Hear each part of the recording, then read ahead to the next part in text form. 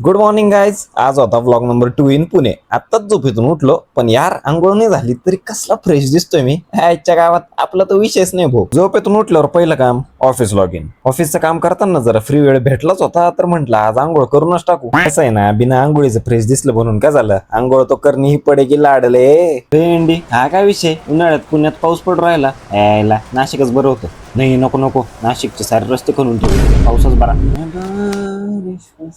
2 minute camera समोर वातावरण आवडायची ऍक्टिंग केली, नाहीतर हट आय डोंट लाईक. बाकी या वातावरणात एक चहा भेटतात तर मजा आ जाते यार. 2 hours later. मग काय, रात्रीच आपण निघालो दौऱ्यावर. कुठं नाही, फक्त चक्कर मारायला चाललो होतो. तेवढ्यात मला आवाज आला, गन्ने का जूस बड़ा गिलास.